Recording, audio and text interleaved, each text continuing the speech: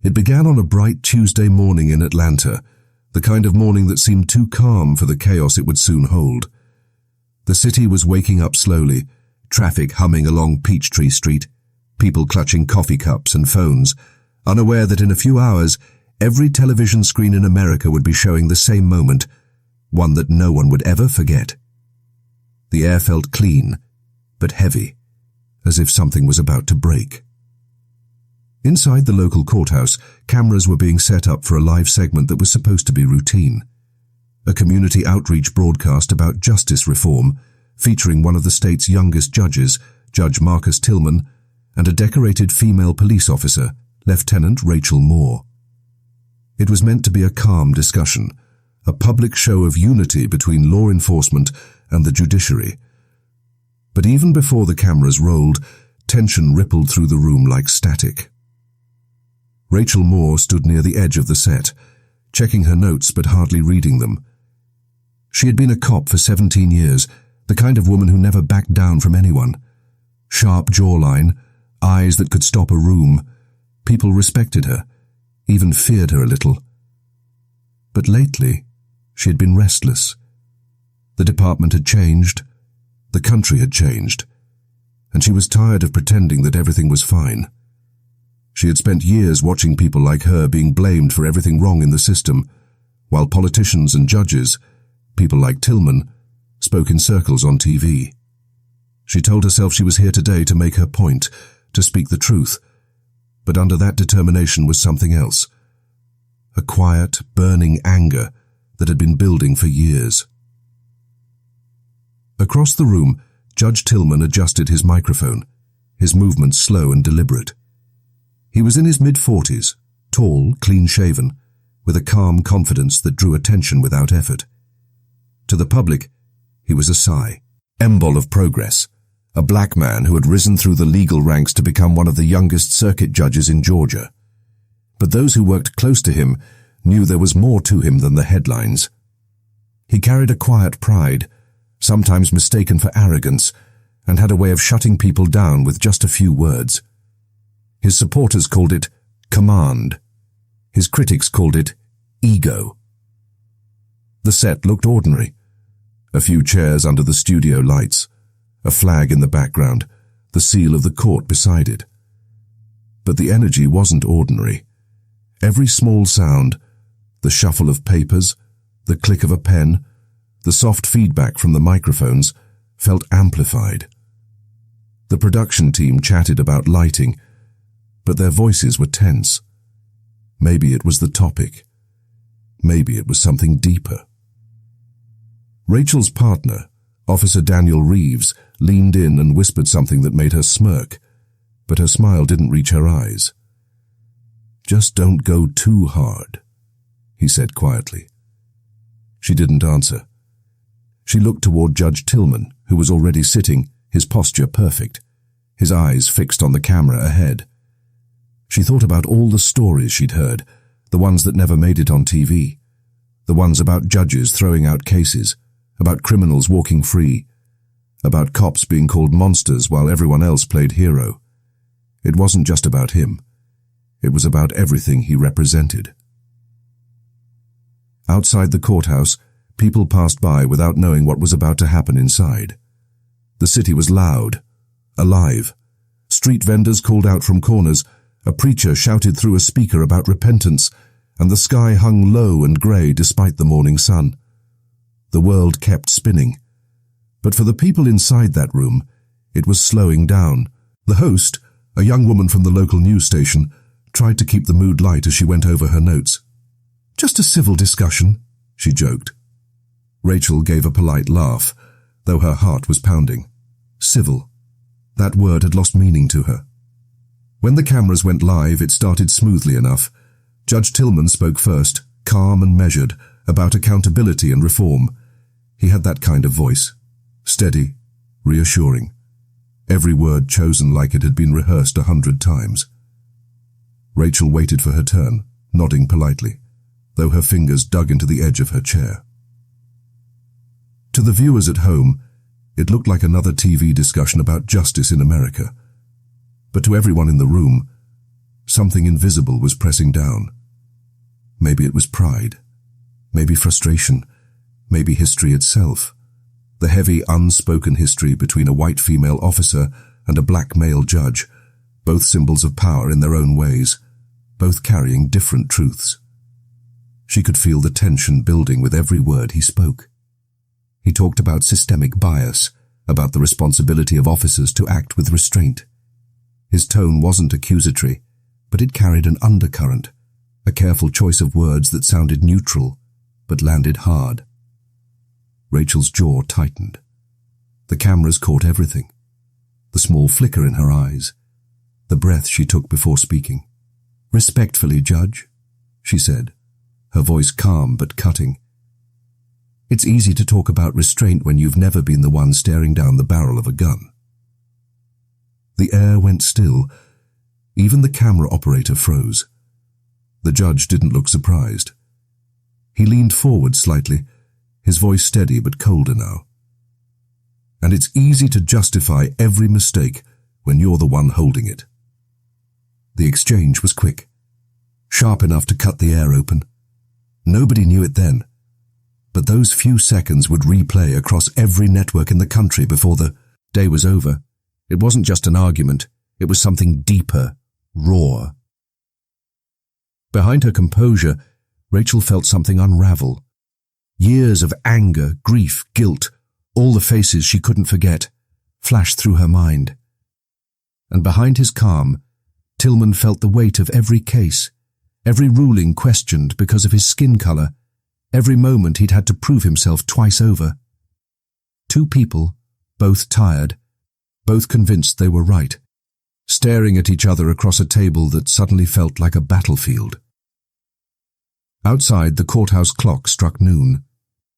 Somewhere a siren wailed. Inside, under the lights, the world began to tilt. No one in that room knew that what was about to happen, what would follow after those few words, would change everything. Not just for them, but for the entire country. And though the show was still live, what came next would push the limits of what anyone thought could happen on television. The clip from that broadcast didn't just go viral, it detonated. Within hours, it was everywhere. News anchors played it on repeat, social media tore it apart, and every comment section became a battlefield. Half the country called Rachel Moore a hero for speaking truth to hypocrisy. The other half accused her of racism, arrogance, and disrespect toward a black public official. It was a storm that neither of them saw coming, and once it began, it didn't stop. By the next morning, Rachel's phone was filled with messages she didn't know how to answer. Some were from old friends and officers thanking her for finally saying what everyone was thinking. Others were threats, long, hateful messages calling her every name she'd ever been afraid to hear. Her chief called her into his office that day. His face was pale, tired. "You should have been more careful," he said. "You know how things are now." She wanted to argue, to tell him that she'd only spoken the truth, but the look in his eyes stopped her. It wasn't anger. It was fear. Fear for the department, for the fallout, for his own job. Meanwhile, Judge Tillman sat in his chambers, the blinds drawn. His assistant placed the morning paper on his desk without saying a word. His own face stared back at him on the front page under the headline, "Tense Exchange Sparks Nationwide Debate." The photo caught him mid-sentence, eyes narrowed, lips pressed together. He looked proud, defiant, exactly what the public wanted to see or hate, depending on which side they were on. He told himself he didn't care. He'd been through controversy before. But this was different. His inbox was full of messages too, some praising his composure, others filled with slurs and threats. He tried to brush it off, tried to stay focused on his cases, but every courtroom now felt heavier. Every defendant seemed to look at him differently, and every journalist's question carried an edge. Even his colleagues started treating him carefully, like he might break. That night, Rachel couldn't sleep. She sat at her kitchen table with the TV off, staring at the wall. Her husband, Aaron, a construction worker with kind eyes and rough hands, had tried to comfort her, but she barely heard him. The silence between them had grown too big. For months before the interview, their marriage had been crumbling under the weight of her but the long shifts, the anger she brought home, and the feeling that no one respected what she did anymore. Aaron finally said what he'd been holding in. Maybe it's time to let it go, Rach. Maybe it's time to move on from all this. She turned to him, her face tight. Move on? From what? Doing my job? He didn't answer. He just looked at her with that sad, exhausted expression that made her want to scream. Across the city, Judge Tillman sat in his office long after dark, staring out at the courthouse steps below. A protest had gathered outside, half supporting him, half calling for his resignation. The chants blurred together into one angry noise. He should have gone home. But he stayed. He thought about his father, who'd spent years telling him that being a black man in power meant never showing weakness, never slipping, never giving them a reason to doubt you. But what was he supposed to do when the world was already deciding who he was for him? The media kept stirring it. Talk shows, political analysts, influencers, everyone had an opinion. The story wasn't just about two people anymore. It had become a symbol, a battle line, the cop and the judge, the white woman and the black man, law enforcement and justice. Every headline twisted it into something bigger, something neither of them could control. Rachel tried to stay off the internet, but she couldn't.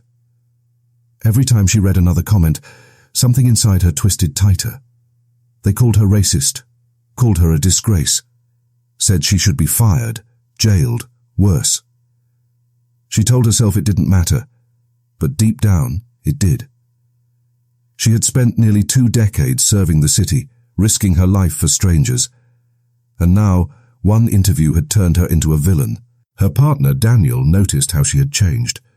She stopped laughing, stopped talking much during patrols. One night, when they were parked outside a diner waiting for a call, he told her quietly, "You can't let them get in your head." She didn't answer. She just stared out the windshield. "You think I'm wrong, don't you?" she finally said. He sighed. "I think you're human. But humans don't win these wars, Rach. The internet does." At the same time, the pressure on Tillman was rising too. Old cases he'd ruled on were suddenly being re-examined. Reporters dug into his past, twisting every minor controversy into something darker. They found an old disciplinary complaint from his early years as a prosecutor. Nothing serious, just a procedural issue. But now it was being talked about as if it were a scandal.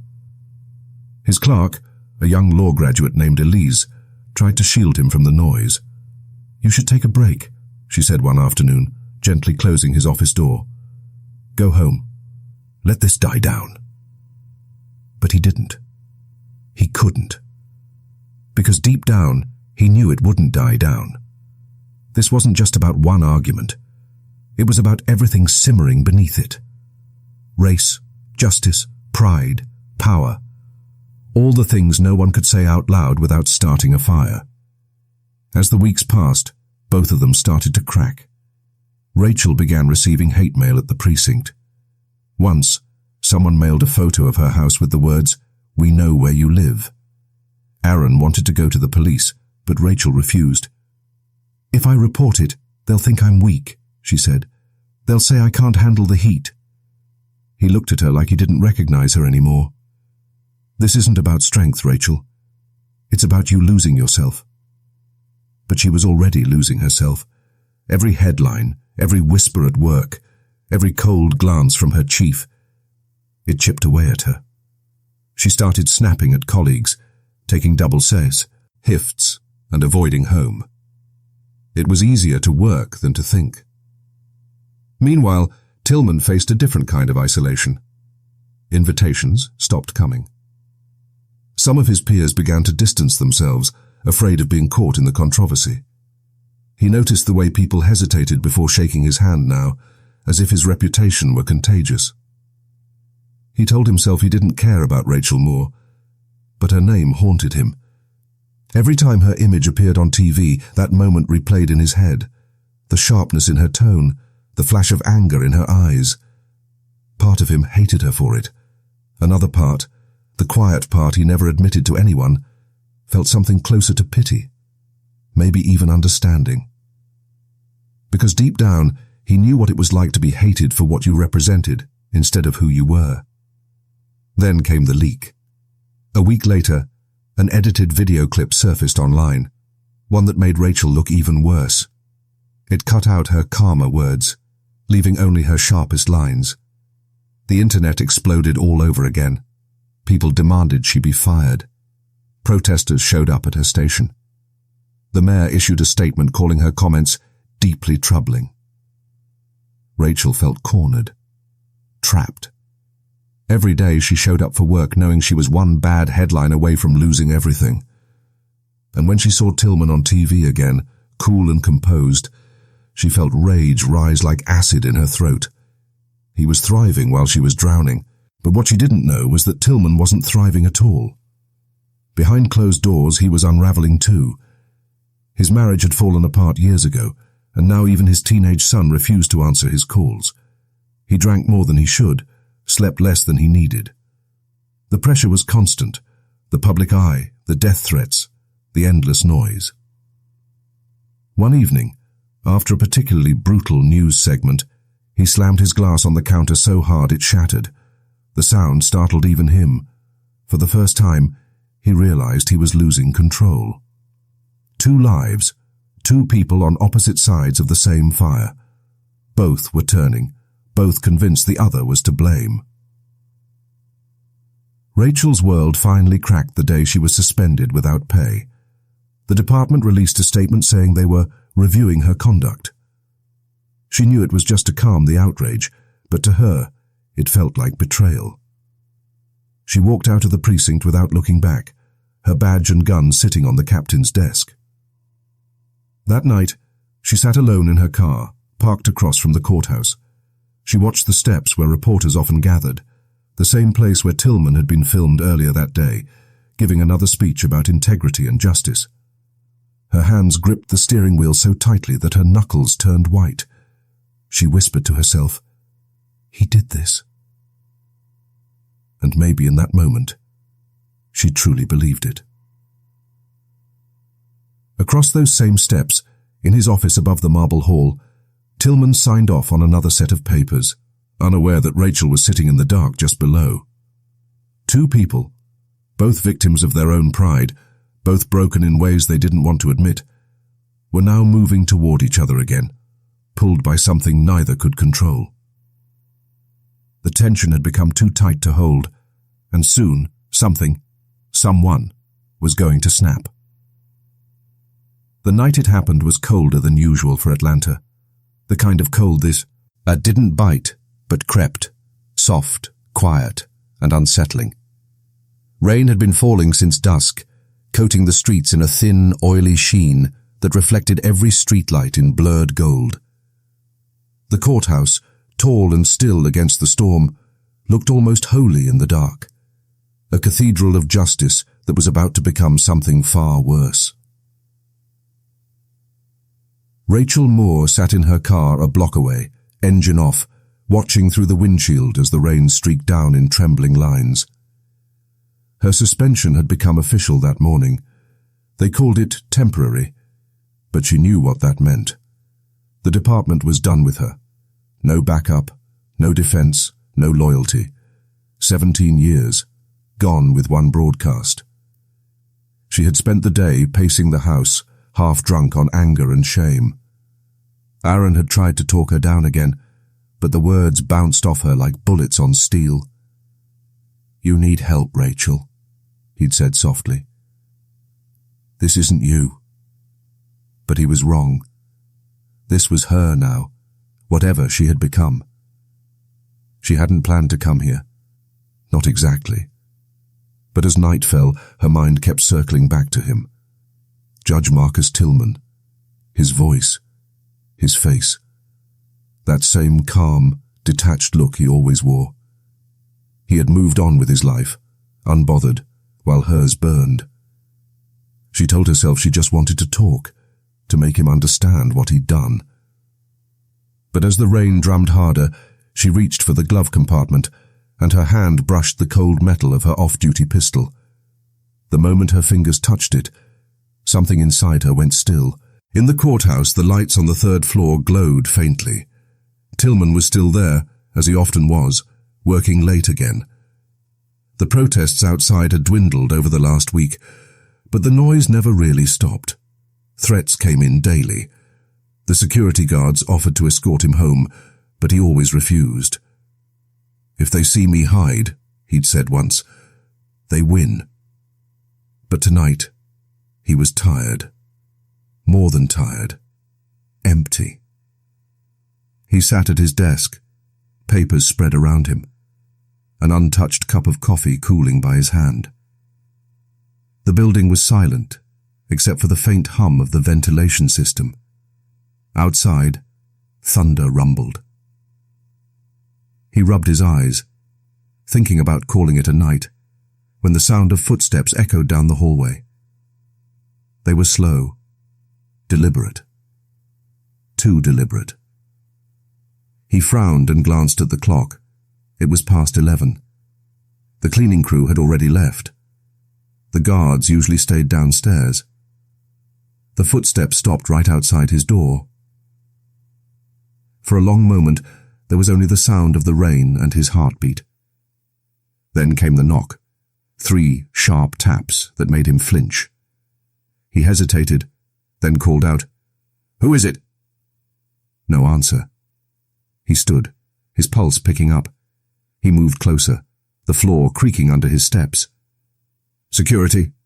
He tried again. Still silence. When he opened the door, Rachel was standing there. Her hair was soaked, strands sticking to her face, her jacket dripping rain onto the marble floor. She looked exhausted, eyes red, cheeks hollow, but her gaze was steady. In her right hand, the gun hung loose by her side, half hidden by her sleeve. For a moment, neither of them spoke. The sight of her hit him like a shock. "Lieutenant Moore," he said, voice cautious. "What are you doing here?" She stepped inside without answering, shutting the door behind her. The sound echoed through the room.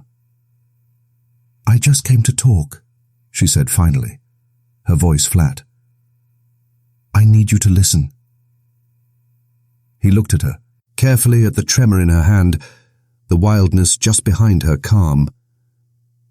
"Rachel," he said softly, using her first name for the first time. "You shouldn't be here. You know that." She gave a small, bitter laugh. "You think I don't know that? I shouldn't be anywhere, right? I shouldn't have a job. I shouldn't have a voice. I shouldn't exist unless people like you say it's okay." He took a slow step toward her. "You're angry. I understand that." "No, you don't," she snapped, eyes flashing. "You don't understand anything. You get to sit there in your robe talking about justice while the rest of us bleed for it. Rachel, you ruined me." Her voice cracked on the last word. "One moment on live TV, and now my whole life is gone." He shook his head. "I didn't ruin you. The system did. The same system that ruins people like me, too." She let out a shaky breath, and for a second her eyes softened.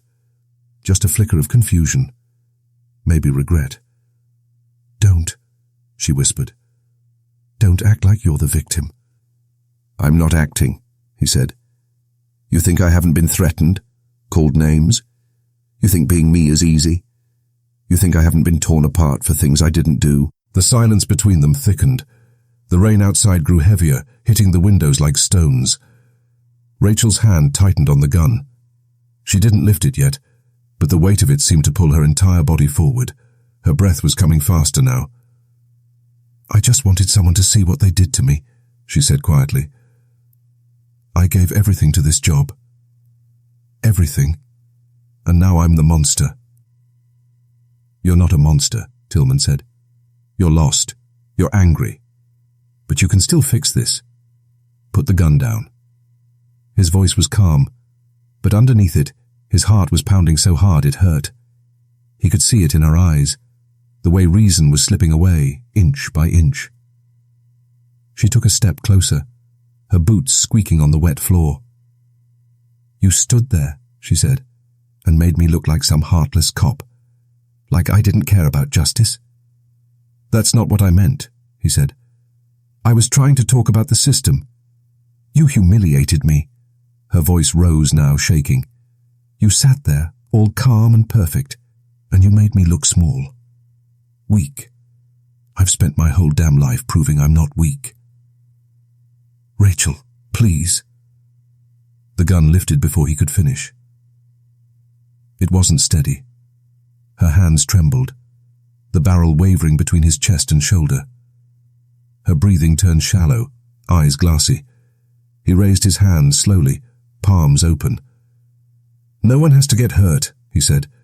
"You don't want this." Her lips parted like she wanted to say something, but no words came out. Her mind was spinning. Flashes of the protesters, the headlines, the hate. Her husband's disappointed eyes. Every humiliation, every wound, every sleepless night, all of it pressed down on her until she couldn't tell what she was doing anymore. He took one small step closer. "Give me the gun." Something inside her snapped. The shot echoed through the courthouse, sharp and final. For a moment there was only silence. The gun slipped from her fingers and clattered to the floor. Her ears rang, her body frozen. Judge Tillman stumbled backward, eyes wide with shock. He looked down at his chest, where the blood was already spreading fast through his white shirt. He opened his mouth as if to speak, but no sound came out. His knees gave way, and he collapsed near the edge of his desk. Rachel stared, her breath ragged, her vision swimming. She dropped to her knees beside him, pressing her hands against the wound, her voice trembling. "No, no, no. Marcus, stay with me. Please." His eyes flickered up to hers, confusion mixing with pain. For a second she saw not the man she hated, but a man just as broken as she was. His lips moved, barely a whisper. "Why?" Tears spilled down her face. "I didn't mean to," she whispered. "I just wanted you to listen." But he was already gone. The room was filled with the sound of rain and her sobbing. The blood on her hands felt hot, slick. She sat there, shaking, staring at what she'd done. Every ounce of anger drained out of her, replaced by something worse. Numbness. Minutes passed before she stood up. Her mind was blank, her body moving without thought. She picked up the gun, wiped it with her sleeve, then looked around the room like she was seeing it for the first time.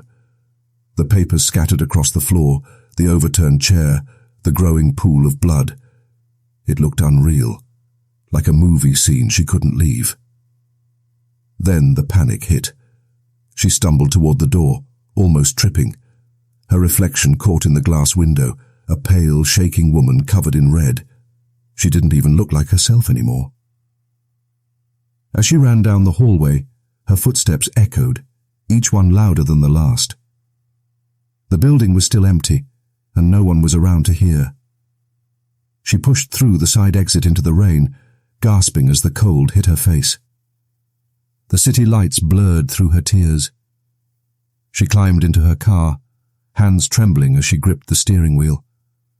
For a moment she just sat there, staring at her own reflection in the rearview mirror. Then she screamed. It tore out of her, raw and animal, until her throat burned. She hit the steering wheel over and over, sobbing, the sound drowned by the rain. When the screaming stopped, only silence remained. She started the car and drove off into the night, headlights cutting through the storm. Behind her, the courthouse loomed like a dark silhouette against the sky. Inside, the man who had once represented everything she hated and everything she'd wanted to be, lay motionless on the cold floor. By morning, his death would be national news. Her face would be everywhere again, this time not as the officer who spoke out, but as the woman who crossed the line, no one could ever come back from. And as the city woke up to headlines screaming, "Judge Tillman dead in courthouse shooting," Rachel Moore was already gone, driving nowhere, lost to everything, including herself. The rain had stopped by dawn, leaving the city wrapped in a grey silence. The courthouse, once a symbol of justice and order, was surrounded by flashing lights and yellow tape. Reporters huddled under umbrellas, their breath fogging in the cold air as police officers held them back. The story broke before the sun even rose. Judge Marcus Tillman found dead in courthouse office. Suspect at large. The words spread like wildfire. Detectives moved through the marble halls with careful steps, their voices hushed.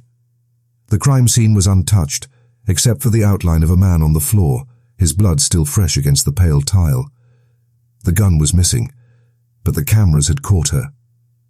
Rachel Moore's face stared back at them from the security footage, drenched, shaking, eyes wild. By mid-morning, the city was awake with outrage. The networks couldn't play the footage fast enough. Talk shows dissected her every expression. Pundits turned her crime into politics. Half of the country called her a murderer. The other half called her broken. No one called her human. Aaron sat in their living room, the news playing quietly in the background. He hadn't slept. Her car was gone and she hadn't called. He had known she was losing control, but not like this, not enough to kill someone. He stared at their wedding photo on the mantel, the two of them smiling under bright sunlight. He barely recognized the woman beside him anymore. When the police arrived at his door, he didn't ask why. He just nodded, eyes empty. Meanwhile, Rachel kept driving. She didn't know where she was going, just away. The highway stretched endlessly ahead of her, empty and wet. Her hands shook on the wheel. Her clothes were stiff with dried blood. Every time she blinked, she saw his face again. The confusion, the pain, the word "why" forming on his lips. She pulled over at a rest stop miles outside the city and sat there, trembling.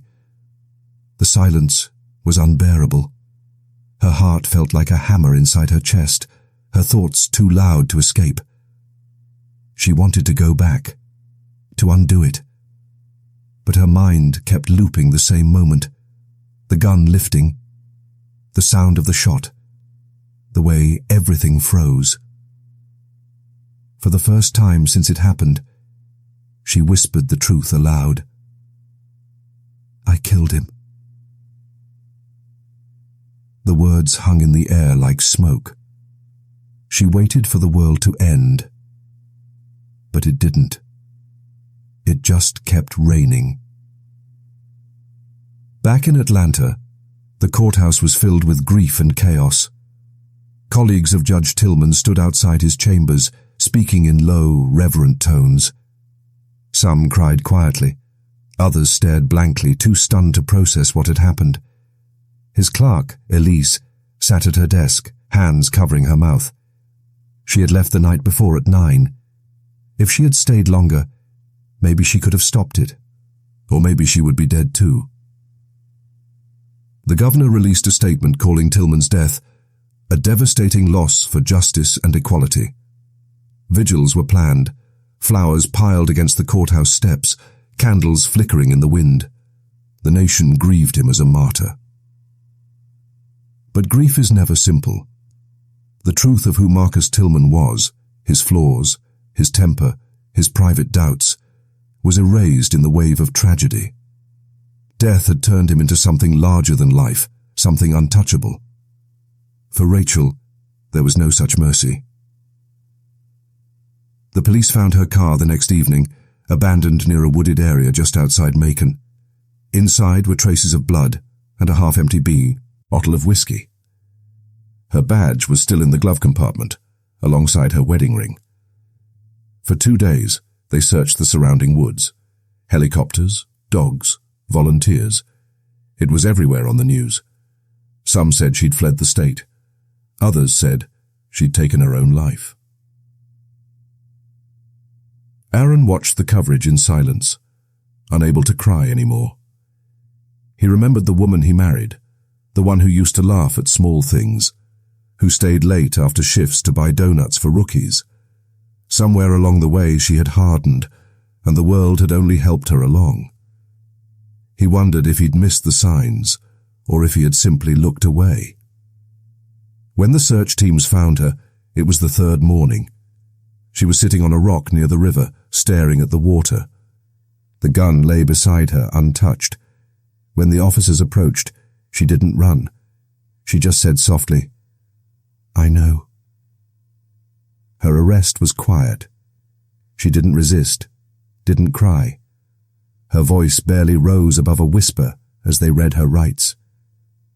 The photos of her being led into custody hit the airwaves within the hour, her face pale, hollow-eyed, hair tangled, lips trembling. People zoomed in on those pictures, looking for emotion, guilt, remorse. What they didn't see was that she had nothing left to feel. In the interrogation room, she told them everything. She didn't try to justify it. "I didn't mean to kill him," she said again and again. "I just wanted him to understand." But her words didn't matter. The evidence was enough. The world had already decided who she was. At Tillman's funeral, the city shut down for the day. Thousands filled the streets. Cameras captured every tear, every speech about justice and legacy. His family stood at the front, their faces carved with grief. His teenage son kept his eyes on the ground, fists clenched at his sides. He didn't speak to anyone. The media framed it as the death of a hero and the fall of a villain. They played old clips of Tillman talking about fairness and law, contrasting them with footage of Rachel being handcuffed. It was good television, clean, tragic, simple. But the truth wasn't simple. It had never been.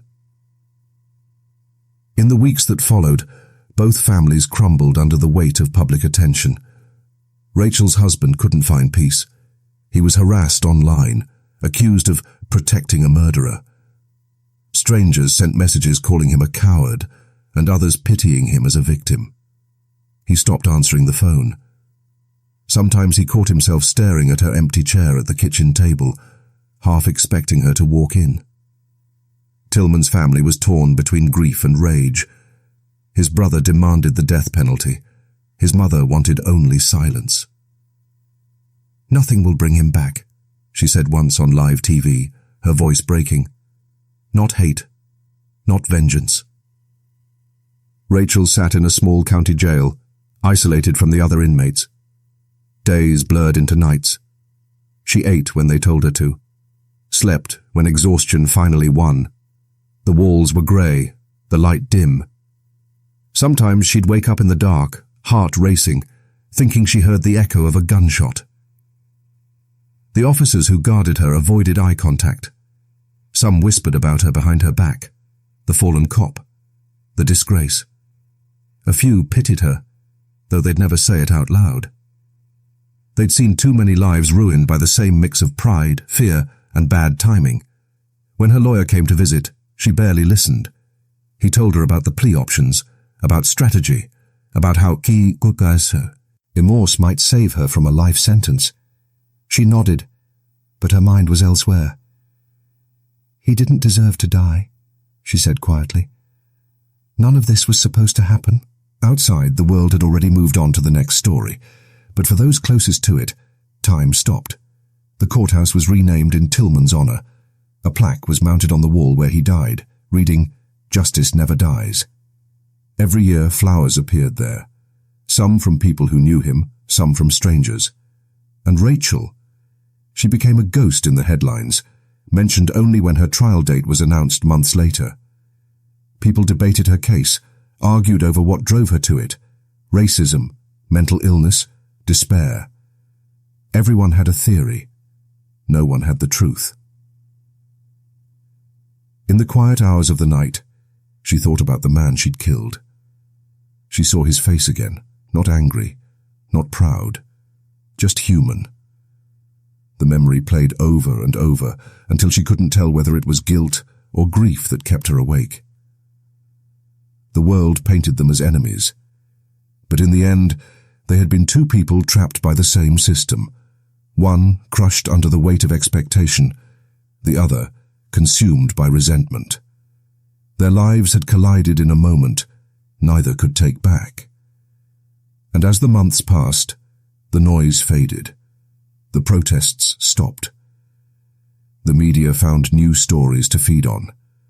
But the courthouse remained, its steps cleaner, its halls quieter, and its walls still echoing with the sound of a single gunshot that changed everything. In that silence, the city carried on. But for those who remembered, nothing ever truly returned to normal. The courtroom was silent when the verdict was read. The air felt heavy, filled with tension, and the faint scent of old wood and paper. Rachel Moore stood between her lawyers, her hands trembling as the judge's voice echoed through the room. On the charge of second-degree murder, the jury finds the defendant guilty. For a moment, no one moved. The sound of pens scratching against paper and the soft rustle of clothing were the only things breaking the stillness. Then a single gasp came from the back row, followed by quiet sobbing. Aaron sat there, staring at the floor, his face blank. He had come to hear the verdict, though deep down he already knew what it would be. Rachel didn't cry. Her eyes stayed fixed on something distant, as if she had already left her body. The judge's words, 25 years in prison, parole possible after 15, felt far away, like they belonged to someone else. She had imagined this moment countless times, but when it finally came, it didn't feel real. When the guards led her out, she turned her head and met Aaron's eyes. They didn't speak. There was no hatred between them anymore, just silence. The kind that comes when everything that could be said has already been destroyed. In the weeks that followed, the country couldn't stop talking about the case. Every news station replayed the footage, and every host debated whether the sentence was fair. Some called Rachel a fallen officer, others called her a cold-blooded murderer. Social media burned with arguments, dividing the nation in half. But outside all the noise, there was a quieter truth, the kind people didn't post about. The courthouse, once an ordinary building in the center of the city, became a symbol. It stood for everything that went wrong that day, not just in Rachel, but in the system that made her. The courthouse was eventually renamed the Tillman Judicial Center, and they painted the walls, upgraded security, and added a counseling program for law enforcement officers. It was their quiet way of saying they knew something had cracked, not just in Rachel, but in the idea of justice itself. Judge Tillman's family remained in the public eye for a while, talking about forgiveness and reform. His son Daniel gave an interview months later saying, "I hate what she did, but I don't think she was evil. I think she was broken by the same system my father believed in." His words went viral, sparking nationwide debates about trauma in law enforcement and the cost of silence. In prison, Rachel lived quietly. She followed the rules, kept to herself, and worked in the library. Her hair grew longer, her voice softer. Days blurred together, one after another, marked only by the slow movement of light through barred windows. The other inmates treated her with a strange mix of respect and distance. To some, she was a warning, proof that power can destroy anyone. To others, she was a hypocrite, a cop who had finally become one of them. Late at night, when the lights went out, she'd lie awake and replay that day over and over again. The rain, the shouting, the flash of the gun. She'd imagine stopping herself, just for 1 second, before everything fell apart. But she couldn't change it. All she could do was live with it. A year after the verdict, Aaron came to visit her. They sat on opposite sides of a scratched plastic divider, the air thick with silence. "I didn't come to forgive you," he said quietly. Rachel nodded.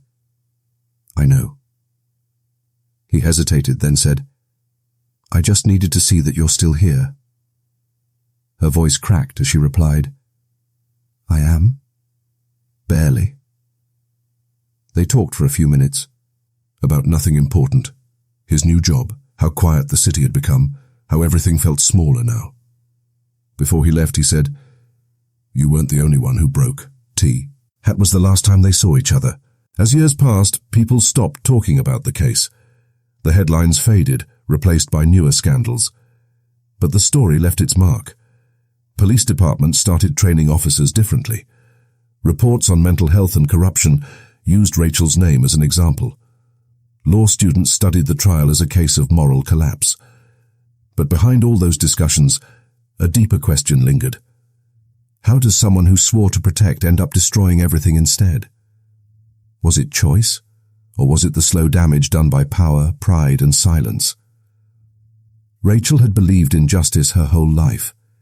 She used to think right and wrong were clear, that law was truth.